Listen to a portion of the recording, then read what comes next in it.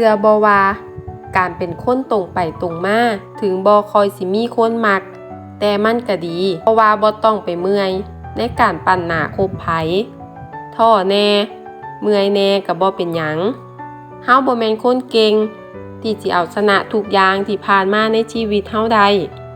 เฮาก็แค่คนธรรมดาที่ชนะแน่แพ้แน่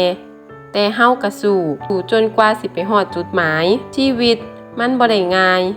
และมันก็บ่ได้ยากจนเกินไปมื้อใดท้อก็แค่พักห้องไห้บ้างเป็นบางเวลาพอให้ชีวิตมันสวงชีวิตยังมีมื้ออื่นให้เริ่มต้นใหม่เสมอบ่มีอิหยังที่เฮ็ดให้เฮาได้ง่ายๆและก็บ่มีไผที่เฮ็ดให้เฮาพอใจในทุกเวลาถ้าพอปัญหาก็ต้องอดทนถ้าพอคำคนก็ต้องทนทำใจ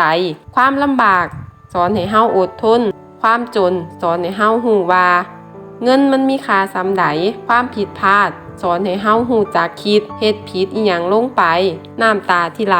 สอนให้เฮาฮู้ว่าอิหยังคือบทเรียนชีวิตคนเฮามันมีสองด้านเสมอมีทั้งทุกข์ทั้งสุขมีทั้งดีและบ่ดีเข้ามาในชีวิตของเฮาขอแค่เฮาเลือกจดจำแต่สิ่งที่ดีๆชีวิตบ่มีคำว่าแพ้ถ้าเฮาบ่อ่อนแอ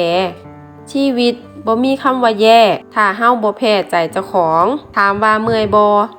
มันก็เมื่อยนำกันทุกคนนั่นล่ะตราบใดที่เฮายังมีลมหายใจอยู่สิเมื่อยหลายเมื่อยหน่อยมันก็ขึ้นอยู่แต่ละคน